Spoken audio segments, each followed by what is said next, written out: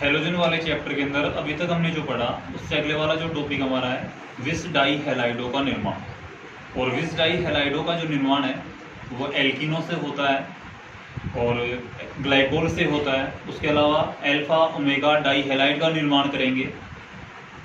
यह अभिक्रिया हम सामने देखेंगे बोर्ड पे और इनको समझेंगे ठीक से। देखिए सामने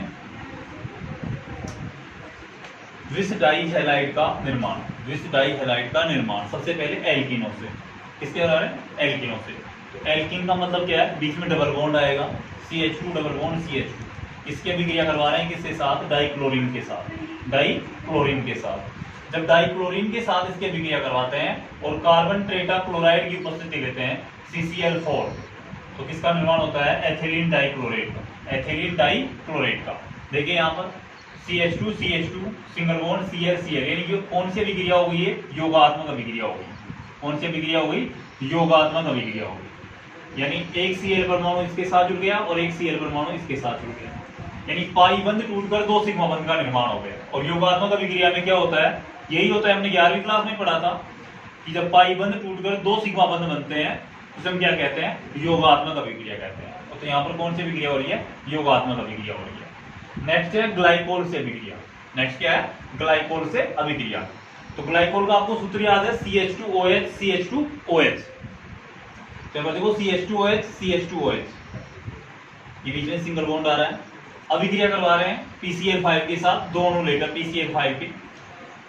अब यहाँ पर दो Cl अणु है जो दो OH अणुओं का निष्कासन कर देते हैं। यहाँ से OH OH दोनों का यहाँ से निष्कासन कर देंगे और दो Cl यहाँ पर जुड़ जाएंगे। तो यहाँ पर देखो CH2Cl CH2Cl दो Cl तो बाहर निकल गए और यहाँ से कितने हाइड्रोजन बाहर निकले थे? दो हाइड्रोजन।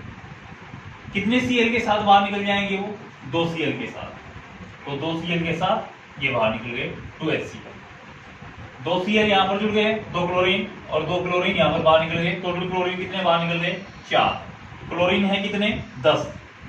2 को 5 से गुणा करोगे तो कितने हो जाएंगे? 10 क्लोरीन। तो 4 तो निकल गए बाहर। अब हमारे पास क्या बच रहा है? दो तो बच रहे हैं फास्फोरस, दो तो बच रहे हैं फास्फोरस, दो बच रहे हैं हमारे पास ऑक्सीजन, दो बच रहे हैं ऑक्सीजन। तो दो फास्फोरस दो ऑक्सीजन और क्लोरीन कितने बच रहे थे? 6। तो 3 दूनी 6 क्लोरीन बच रहे हैं। तो 2POCl3 + 2HCl ये निष्कासित हो जाएंगे। निर्माण हो जाएगा हमारे पास विस डाई हैलाइड का। विस डाई हैलाइड का किसके द्वारा? ग्लाइकोल से। उसके बाद देखिए अल्फा ओमेगा डाई हैलाइड का निर्माण। अल्फा ओमेगा डाई हैलाइड का निर्माण। तो इसके अंदर क्या है कि हम क्या करते हैं? कार्बोक्सिलिक अम्लों के सिल्वर लवणों को लेते हैं। कार्बोक्सिलिक अम्लों के सिल्वर लवणों को लेते हैं और डाइब्रोमीन से अभिक्रिया करवाते हैं कार्बन टेट्रा क्लोराइड की उपस्थिति के अंदर। कार्बन टेट्रा क्लोराइड की उपस्थिति के अंदर। तो ध्यानपूर्वक देखिए CH2 CH2 CH2 CH2 CH2 यहां तक सेम आ रहा है, यहां तक सेम आ रहा है। उसके बाद आगे वाला जो मेटल है उनकी जगह कौन ले रहा है? ब्रोमीन। ब्रोमीन के कितने अणु है? 4। तो 2 Br तो इनके साथ जुड़ गए, 2 Br तो इनके साथ यहां पर जुड़ गए श्रृंखला के प्रारंभ में और श्रृंखला के अंत में।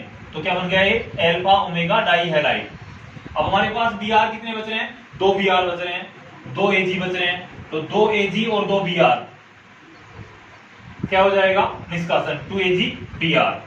इसके अलावा हमारे पास क्या रह गया? आप ध्यानपूर्वक देखिए 4 तो ऑक्सीजन है और 2 कार्बन है। तो बाहर क्या निकलेगा? 2CO2। 2 कार्बन और 4 ऑक्सीजन, 2 कार्बन और 4 ऑक्सीजन। ये हो गया हमारे अल्फा ओमेगा डाई हैलाइडों का निर्माण। उसके बाद देखते हैं कि ये जो विस डाई हैलाइड है, ये जैम डाई हैलाइड है, इनके रासायनिक गुण कौन कौन से हैं? तो इनके रासायनिक गुण जो है वो है जलपघटन है, विहाइड्रोहैलोजनीकरण है और विहैलोजनीकरण है। एक तो जलपघटन है, एक विहाइड्रोहैलोजनीकरण है, एक विहैलोजनीकरण है। तो सबसे पहले हम देखेंगे जलपघटन। किसके साथ करवा रहे हैं जलपघटन? जैम डाई हैलाइड को लेकर जलीय माध्यम में KOH को लेते हैं। जलीय माध्यम में किसको ले रहे हैं? KOH को ले रहे हैं। तो सीधा सिंपल सा है कि दोनों Cl परमाणु और पोटेशियम 2KCl का क्या हो जाएगा? निष्कासन। 2KCl का क्या हो जाएगा? निष्कासन। यहाँ पर कितने OH समूह है? 2 OH समूह है। तो दोनों OH समूह इसके साथ जुड़ जाएंगे। अब यहाँ पर देखिए CH3CH उसके बाद 2 OH OH OH जो कि ये अस्थायी है। स्थायित्व नहीं है इसका, क्या है ये, अस्थायी है। और ये स्थायित्व प्राप्त करने के लिए क्या करता है, निर्जलीकरण होता है इसका। क्या होता है, निर्जलीकरण, यानी जल के अणुओं का निष्कासन होता है। और जल के अणुओं का निष्कासन होगा तो H2O निष्कासित हो जाएगा और हमें क्या प्राप्त हो जाएगा, एल्डिहाइड। इसे हम क्या कह सकते हैं, एसीटेल्डिहाइड। एसीटेल्डिहाइड, एसीटेल्डिहाइड इसे हमें प्राप्त हो गया। इसके अलावा इसके भौतिक गुणधर्म भी हैं विष डाइहैलाइडों के। तो विष डाइहैलाइडों के जो भौतिक गुणधर्म है उसमें हमें दो चीजें में याद रखनी है। एक तो ये रंगहीन होते हैं, क्या होते हैं, ये रंगहीन होते हैं। और इनकी जो गंध होती है वो मधुर होती है। गंध क्या होती है, मधुर होती है। मधुर गंध के अलावा ये कार्बनिक विलायकों में घुलनशील होते हैं और जल में क्या होते हैं, अघुलनशील होते हैं। जल में क्या होते हैं, अघुलनशील होते हैं। इसके बाद की जो रिएक्शन है हमारे, वो रिएक्शन है कि हम जैम डाइहैलाइड के बाद, जैम डाइहैलाइड के बाद विष डाइहैलाइड को लेते हैं। किसको लेते हैं, विष डाइहैलाइड को लेते हैं। जैसे विष डाइहैलाइड क्या हो गया, CH2CH2, इससे भी क्लोरीन जुड़ा हुआ है, इससे भी क्लोरीन जुड़ा है, इन दोनों से हैलोजन जुड़ा हुआ है। और इसके अभिक्रिया करवा देते हैं KOH के साथ। इसके साथ करवा देते हैं पोटेशियम हाइड्रोक्साइड के साथ, जो कौन सी माध्यम में है, जलीय माध्यम में, जलीय माध्यम में। और अभिक्रिया कराने पर हमें क्या प्राप्त होगा, सिंपल सा है, वो ही सबसे पहले KCl का क्या हो जाएगा, निष्कासन। 2KCl, 2KCl क्या हो जाएगा, बाहर। हमारे पास क्या बच जाएगा, CH2OH, CH2OH। इसका सूत्र आपको पता है, ग्लाइकोल का। इसका सूत्र है ग्लाइकोल का। ये इससे रिसीव हो गया। इसके बाद इसकी जो सेकंड अभिक्रिया थी वो थी विहाइड्रोहैलोजनीकरण। विहाइड्रोहैलोजनीकरण, तो विहाइड्रोहैलोजनीकरण अभिक्रिया के अंदर हम क्या करते हैं कि जो हमारे पास एल्कोहलिक KOH की अभिक्रिया है वो जैम डाइहैलाइडो या फिर विष डाइहैलाइड की अभिक्रिया से प्राप्त करते हैं। जैसे मैं एक एग्जांपल लेता हूं आपके सामने, CH3CH और उससे जैम डाइहैलाइड ले लेते हैं, CH3CH और इससे ClCl, ये क्या है, जैम डाइहैलाइड। और इसकी अभिक्रिया हम किसके साथ करवा रहे हैं, एल्कोहलिक KOH के साथ। एल्कोहलिक KOH के साथ, जब एल्कोहलिक KOH के साथ इसकी अभिक्रिया करवाते हैं तो KCl और H2O का निष्कासन होता है। किसका निष्कासन होता है, KCl और H2O, इनका निष्कासन हो जाएगा यहां से। इन्हें भी कह सकते हैं KCl, ठीक है। इसके अलावा यहां पर OH समूह है और एक यहां से हाइड्रोजन बाहर निकल जाएगा तो H2O, दोनों का निष्कासन हो जाएगा। अब हमारे पास क्या रिसीव होगा, वैसे तो एटलीस्ट इसके अंदर जाकर एल्काइन का निर्माण होता है। किसका निर्माण होता है, एल्काइन का निर्माण होता है। लेकिन एल्काइन के निर्माण से पहले एल्कीन का निर्माण होगा, यानी CH2 डबल बॉन्ड CH सिर्फ इतना है हमारे पास, CH2 डबल बॉन्ड CH किसका निर्माण हुआ, ये एल्कीन का। अब एल्कीन के निर्माण के बाद हम देखते हैं कि इसके अभिक्रिया वापस किसके साथ करवा रहे हैं, एल्कीन के निर्माण के बाद KOH के साथ। कौन से माध्यम में, एल्कोहलिक माध्यम में। एल्कोहलिक माध्यम में इसकी अभिक्रिया किसके साथ करवा रहे हैं, KOH के साथ। KOH के साथ अभिक्रिया करवा रहे हैं एल्कोहलिक माध्यम में, तो हमें क्या प्राप्त होगा, alkyne. CH triple bond CH triple bond CH plus क्या निकलेगा बाहर, KCl plus H2, KCl plus H2O। ये अभिक्रिया हो गई हमारी विहाइड्रोहैलोजनीकरण। कौन सी अभिक्रिया हो गई, विहाइड्रोहैलोजनीकरण। इसके अलावा हमारी तीसरी अभिक्रिया जो थी वो है विहैलोजनीकरण। नेक्स्ट जो अभिक्रिया है वो क्या थी, विहैलोजनीकरण। तो विहैलोजनीकरण अभिक्रिया के अंदर देखते हैं हम विहैलोजनीकरण।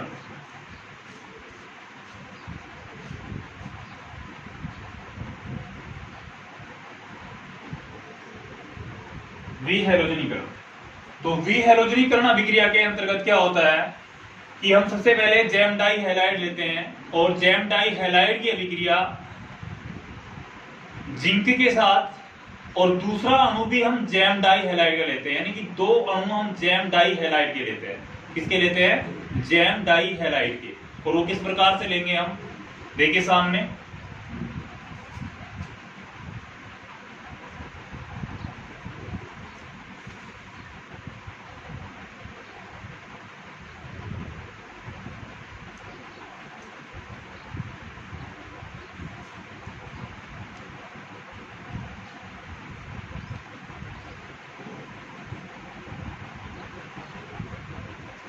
एक अणु तो जैम हैलाइड का ये रहा और एक अणु जैम डाई हैलाइड का ये रहा। इसकी अभिक्रिया हम किसके साथ करवा रहे हैं? दोनों की अभिक्रिया जिंक के साथ करवा रहे हैं। किसके साथ करवा रहे हैं? जिंक के साथ करवा रहे हैं। किसकी उपस्थिति में करवाएंगे? मेथेनॉल की उपस्थिति में करवाएंगे। मेथेनॉल की उपस्थिति में करवाएंगे। तो जब मेथेनॉल की उपस्थिति में करवाते हैं अभिक्रिया, देखो नीचे की तरफ, मेथेनॉल की उपस्थिति में, तो मेथेनॉल की उपस्थिति में अभिक्रिया करवाने पर किसका निष्कासन होगा? यहां पर देखो,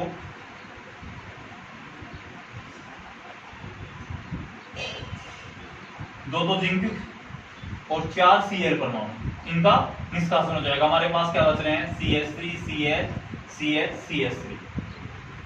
एक तरह से हमारे पास एक श्रृंखला बच गई, जिसको हम किस प्रकार से डिनोट कर सकते हैं? द्विबंध के रूप में। सबसे पहले द्विबंध के रूप में इसे डिनोट करेंगे तो CH3 सिंगल बॉन्ड CH आएगा। सबसे पहले यहां पर देखिए, CH3 single bond CH double bond, और डबल बॉन्ड के बाद कार्बन की संयोजकता पूरी करने के लिए अब बता सकते हो खुद, CH और लास्ट में CH3, यानी हमें क्या प्राप्त हुई? एल्कीन। क्या प्राप्त हुई हमें? एल्कीन। प्लस बाहर क्या निकल रहा है? इसमें निष्कासित क्या हो रहा है? आप सबको पता है, 2 जिंक और 4 Cl, तो 2ZnCl, 4 Cl हो गए, इनका निष्कासन हो जाएगा और प्राप्त में क्या हुई है? एल्कीन। तो विहैलोजनीकरण अभिक्रिया के अंदर हमें ये याद रखना है कि किसका निर्माण होता है? एल्कीन का निर्माण होता है। किसका निर्माण होता है? एल्कीन का निर्माण होता है। और यदि मैं बात करूं कि अगर इसकी अभिक्रिया मैं विस डाई हैलाइड के साथ करवा देता हूं, किसके साथ करवा देता हूं? विस डाई हैलाइड के साथ करवा देता हूं। मान लो CH2 single bond CH2 Cl Cl, अभिक्रिया किसके साथ करवा रहे हैं? जिंक के साथ, 2Zn। किसकी उपस्थिति में करवा रहे हैं? मेथेनॉल की उपस्थिति में करवा रहे हैं। जिंक का एक अणु ले लेते हैं, मेथेनॉल की उपस्थिति में करवा रहे हैं। मेथेनॉल की उपस्थिति में अभिक्रिया करवाते हैं तो क्या होगा? Zn है, Cl2 के साथ बाहर निकल जाएगा। Zn है जो Cl2 के साथ बाहर निकल जाएगा। निर्माण किसका हो जाएगा? एल्कीन का। निर्माण किसका होगा? एल्कीन का, यानी CH2 double bond CH2, CH2 double bond CH2 plus ZnCl, ये हमें रिसीव हो जाएगा। अगर इसकी अभिक्रिया अल्फा ओमेगा डाई हैलाइड के साथ करवाते हैं, जिंक की अभिक्रिया अल्फा ओमेगा डाई हैलाइड के साथ करवाते हैं, तो हमें एल्केन प्राप्त होता है। क्या प्राप्त होता है? एल्केन प्राप्त होता है। इसके अलावा इनके उपयोग है, देखो, CH3Cl से मेथिल सेलुलोज एवं C2H5Cl से एथिल सेलुलोज का निर्माण होता है। ये हमें इसके जो गुणधर्म है वो भी हमें याद रखने हैं। एक नंबर के क्वेश्चन इनमें से पूछे जा सकते हैं। कई बार पूछ लेते हैं एग्जाम में कि इनके भौतिक गुणधर्मों के बारे में बताइए। जैसे डाई हैलोजन व्युत्पन्नों का उपयोग रबर के रूप में भी किया जाता है और इनका उपयोग निषेचक के रूप में भी किया जाता है, यानी बेहोशी लाने के रूप में भी इनका उपयोग किया जाता है। उसके बाद इनमें आते हैं ट्राई हैलोजन व्युत्पन्न, यानी क्या कहते हैं? ट्राई हैलोजन व्युत्पन्न। ट्राई हैलोजन व्युत्पन्न